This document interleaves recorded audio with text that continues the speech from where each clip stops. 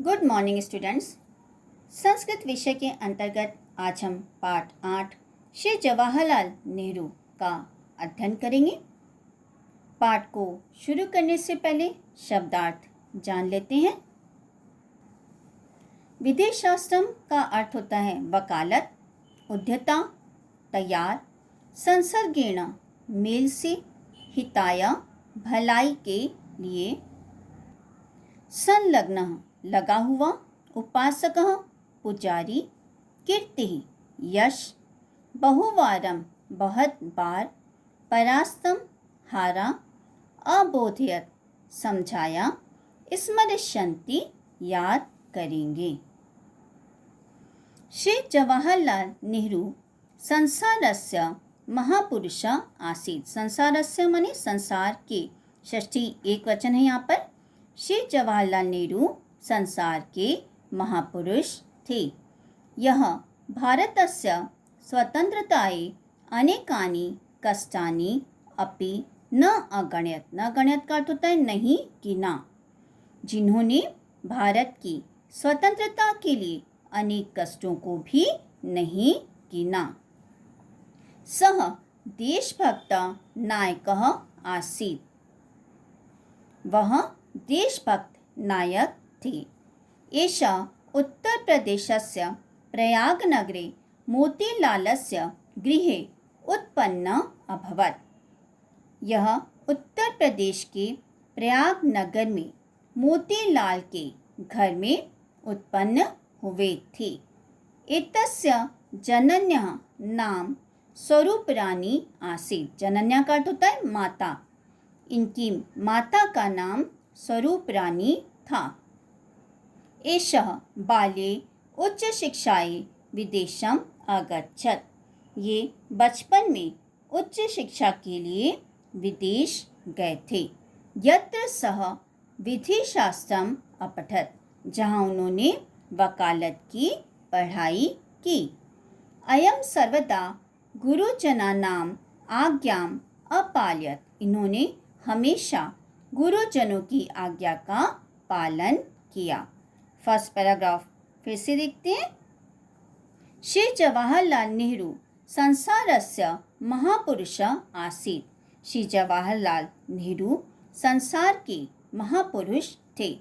यह भारतस्य स्वतंत्रतायै अनेकानि कष्टानि अपि न अगणयत्। जिन्होंने भारत की स्वतंत्रता के लिए अनेक कष्टों को भी नहीं गिना।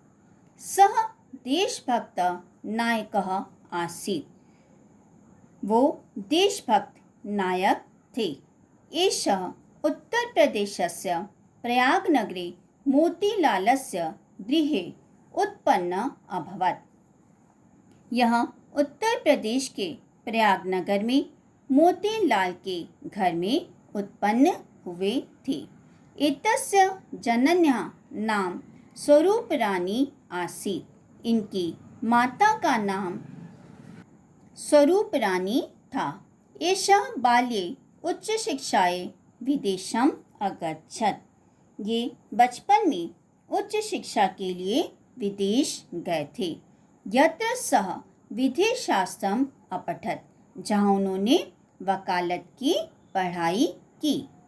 अयं सर्वदा गुरुजनानाम् आज्ञाम् अपालयत्। इन्होंने हमेशा गुरुजनों की आज्ञा का पालन किया। अगला पैराग्राफ है।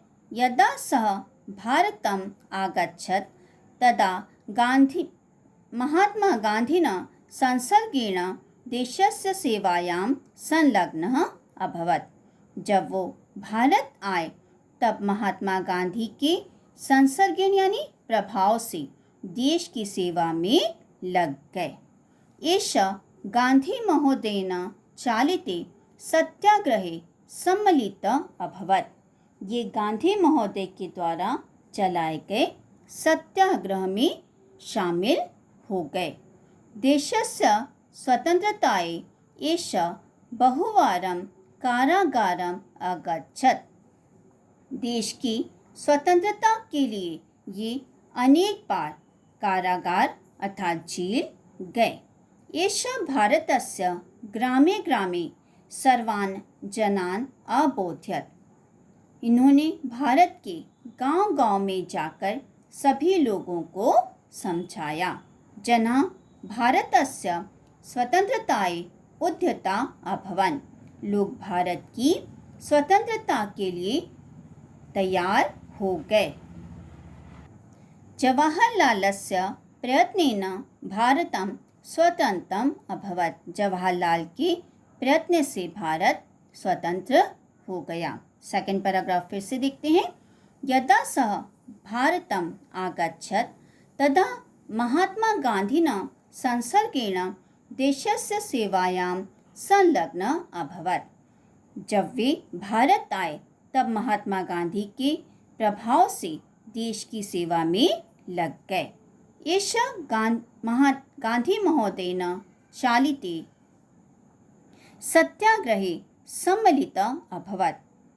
ये गांधी महोदय के द्वारा चलाए गए सत्याग्रह में शामिल हो गए।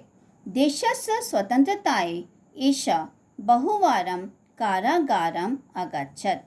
देश की स्वतंत्रता के लिए ये अनेक बार जेल गए। एष भारतस्य ग्रामे ग्रामे सर्वान् जनान् अबोध्यत। इन्होंने भारत के गांव-गांव में सभी लोगों को समझाया। जना भारतस्य स्वतंत्रताय उद्यता अभवन्। लोग भारत की स्वतंत्रता के लिए तैयार हो गए। जवाहरलालस्य प्रयत्नेन भारतं स्वतंत्रम् अभवत्। जवाहरलाल के प्रयत्न से भारत स्वतंत्र हो गया।